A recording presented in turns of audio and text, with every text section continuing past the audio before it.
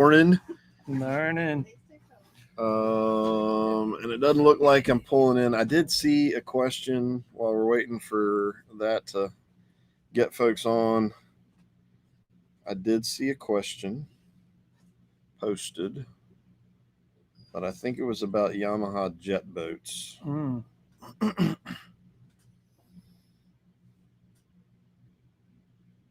We'll see if it pulls it in. It may not pull it in. Who we got jumping on? Hey guys, let us know if we got good audio. Thanks, Mr. Tim Taylor. I'm happy to be back. I'm not a beach bunny. You were gone for a not long time. A good 2 days of beach and a whole day worth of driving. All right. Of course, everybody else was gone for like, 8 or 9 days? Well, while I look this question up that I saw earlier, guys, if you got questions, you're watching us, join us, welcome. Drop a question. If you don't have a question, how about just dropping a comment on where you're watching from, what you're up to. Have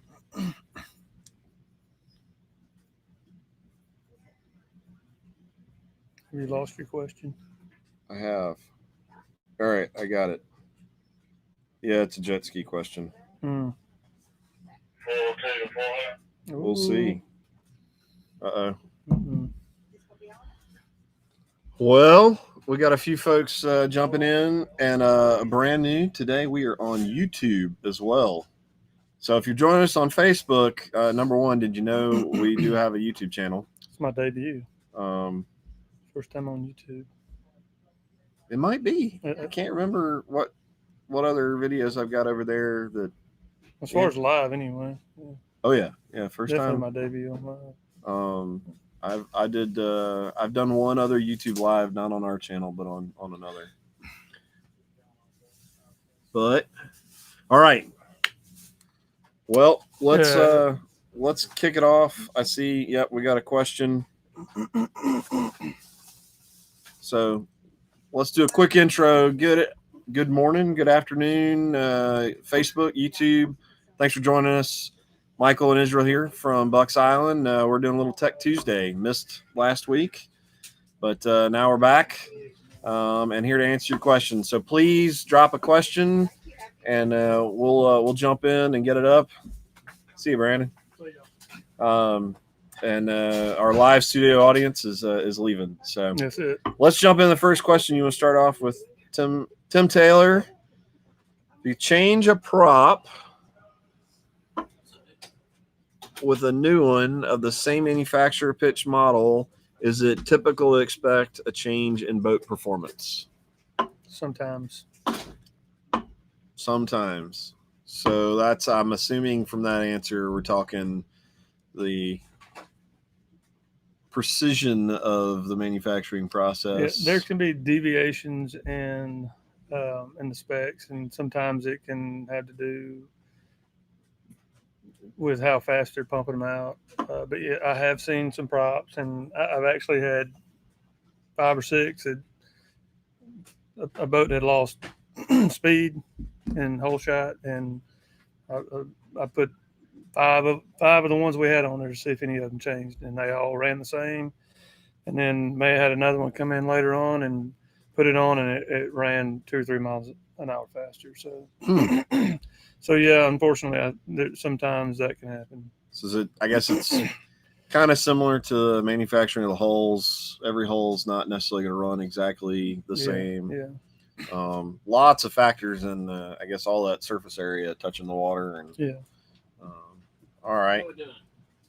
Well, so Timmy, did you change out your prop? And he had a crack in one of the ears, I believe, and we put a new one on that we had.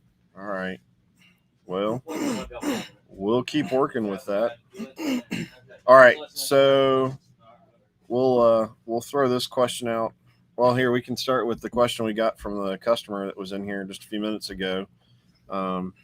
You remember the synopsis of what his scenario was? Yeah, he was when he got a little bit more weight in his boat. He's got a 4-stroke with a tractor.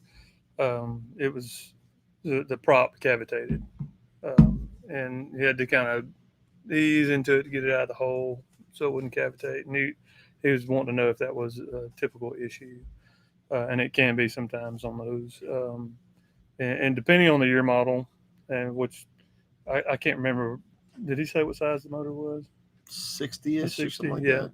So I know it's not an issue with the 60s, what I'm about to say, but I know that anything like a 75 and up to a 150 now, they have these little white blowout rings. Okay. And I'm telling you, they're eighth of an inch Oof. thick, and they wear like probably within 50 or 60 hours. What are they made out of? They're just made out of a polypropylene plastic or something. Okay. But they're not real tight fitting, and the props touching them a little bit too. And I don't know if it was a design flaw for that lower unit versus that motor. Are you talking mercury? Mercury, yes. Mercury. Yeah, I'm sorry, mercury. But the tolerance just weren't tight enough to keep it from blowing out. So they put these little white spacers in there, and once they wear out to a certain tolerance, they'll start. While you're going down the river, they'll just blow out of nowhere, and that's a typical sign that has to be replaced. And it is considered a consumable, so it's not a warranty. Like if it Really? If it went out in 20 hours or 30 hours for whatever reason, it would still be considered consumable. But the good news is they're only about $15, I think. All right. And they're pretty easy to change. You got to pull the prop, take the old one out, and stick it on there, and put the prop back on. But his concern was he went down a smaller pitch to a 15, and he said it still seemed to blow out on him. And that can have to do with motor height as well. But a lot of these boats I see are already dropped all the way down. There's not much you can do other than maybe go to, which is what I suggested to him, is go to a stainless steel because they got a lot more cup in the ear. Okay. And they seem to, not cavitate as easily. So. Well, you all right? Sorry. Yeah. Told you I'd have water. Yeah, I'm glad you got. I've been grinding down there. Yeah, you were down there. What are you welding on? I had a piece of a skeg broke off on somebody's lower unit, so I welded it. You got to weld it, and then you got to grind it and make it look pretty. All right. So. Yeah, he's been. Well, fortunately, it's not hot and humid at all down in the service base. Right. All right. Let's see. So the one question. It's I have a Yamaha 650 jet ski that cranks, runs, but has no thrust. Anything? Yeah, wear ring. Probably at some point. I don't know if you just got it or not, but if you suck at rocks, it'll tear something up. I know we don't get a lot of jet skis in there. Yeah, we trade them sometimes, but we don't work on them. Okay. Too much bending over in a little hole you can't get to anything, so I pass on those. All right. Well, we appreciate the question all the same. I am not seeing any more questions from you guys. And I apologize. Normally I get to go through the forums and try to find some questions that everybody's had, but today. And kind of going back to Tim Taylor's question, if we get some more 25s in, which we don't have any yet, I just have those 26s. If we get some more in, we'll swap it. We'll do some swapping and see if we can find one that runs better on your boat. I guess we have a shortage of everything right now. Pretty much everything is hard to come by. I ordered every 26 Yamaha had. Just because in case I couldn't get the 25s, we could put something on somebody's boat, which we almost had to put one on his, but I happened to have one at the house that I was going to use as a template to make a static balancer with. Okay. And it happened to be that prop, which was a brand new prop, but I just had it over there. So you got the last one. You building your own static balancer? Yes. What's that all about? This issue right here. All right. Yeah. I'm hoping that with whatever manufacturing issues any company's having and I guess the consistency, it's not a dynamic balancer is the best way to do stuff because they spin it at like 6,000 RPMs. Okay. And then they can add metal, take metal away to really balance the prop and blueprint it. But this, at least if it's way off, that's rotational mass, and Okay. you can add little weights inside the hub Okay. to balance it out. So hopefully I can get some time now that we're on the off season a little bit to make one and All right. Well, make some of these running issues or consistency issues a little better. are you just doing that for fun at home, huh? Well, just I don't know if I call it for fun, but necessity. Necessity. All right. All right. So one question that I was just kind of curious about and talking about, and it's great. We're kind of talking about motors, performance. What are wedges used for? What difference do they make in performance of boats? When do you use wedges? When do you not use wedges? Well, you can use them for different things and different. You got different degrees. Like Skeeter offers like a 3-degree and a 5-degree wedge.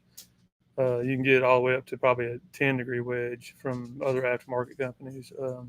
I prefer the ones that Skeeter has because they're really wide and they take up a lot of surface area. Okay. And the aftermarkets are usually real thin, and I don't like to lose all that surface on either the transom or the jack plate. Gotcha. But a negative wedge, which there's two kind of wedges, so if you ever buy them, you have to be careful. Okay. You got positive wedges and negative wedges. Okay.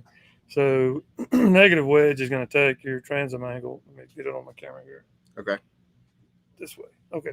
So negative wedge is going to take your transom angle and make it more steep, and it's going to tuck your lower unit down further. Okay. And typically people want that. They want it for two reasons. Either one, their boat porpoises at lower RPMs, and that'll take that out a little bit. Okay. Okay.